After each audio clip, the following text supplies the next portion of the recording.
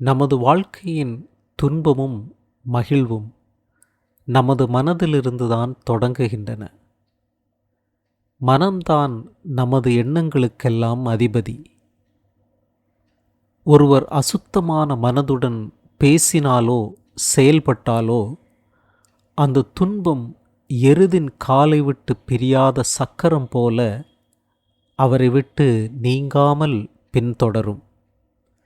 அதேபோல் தூய்மையான மனதுடன் பேசினாலோ செயல்பட்டாலோ அந்த மகிழ்ச்சி அவரது சொந்த நிழல் போல் எப்போதும் அவரோடையே இருக்கும்.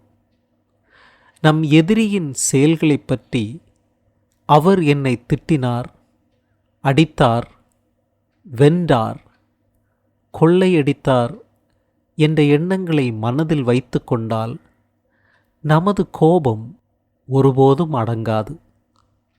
ஆனால் அந்த எண்ணங்களை மனதில் வைக்காமல் இருப்பவரே தனது கோபத்தை அடக்கி அமைதியை காண முடியும்.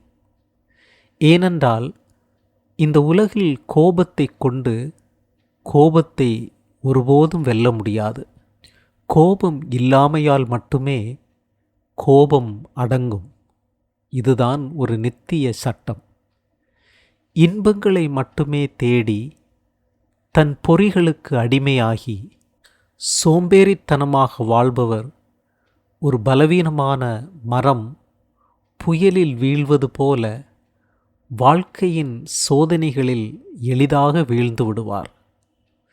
ஆனால் தியானம் செய்து தன்னடக்கமாக இருந்து நம்பிக்கையோடு வாழ்பவர் ஒரு உறுதியான பாறை புயலில் நிலைத்து நிற்பது போல எந்த துன்பமும் அவரை அசைக்க முடியாது. நாம் செய்யும் தீய செயல்களுக்காக இந்த உலகிலும் அடுத்த உலகிலும் சொல்ல முடியாத வேதனை காத்திருக்கிறது. நான் தீமை செய்தேன் என்ற எண்ணமே அவரை இரு உலகங்களிலும் துன்பத்தில் ஆழ்த்தும். அதே நேரம் நல்லது செய்தவர் இந்த உலகிலும் மகிழ்ச்சி அடைவார், அடுத்த உலகிலும் மகிழ்ச்சி அடைவார். நான் நன்மை செய்தேன் என்ற எண்ணமே அவருக்கு இன்பத்தை தரும்.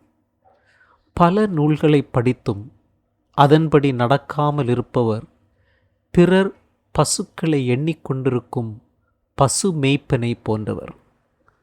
அவர் அந்த அறிவின் பலனை பெறமாட்டார். ஆனால் சிறிதளவே படித்தாலும் அதன்படி நடந்து ஆசை, கோபம், மயக்கம் ஆகியவற்றை விட்டுவிட்டவரே உண்மையான அமைதியின் பலனை அனுபவிப்பார். நமது மனமே நமது உலகத்தை உருவாக்குகிறது. அதை தூய்மையாக வைத்துக்கொண்டு நல்லெண்ணங்களை வளர்த்து நல்ல செயல்களை செய்வோம். அப்போதுதான் வாழ்க்கையின் அடிப்படை உண்மையை அறிந்து என்றும் நிலைக்கும் மகிழ்ச்சியை பெற முடியும்.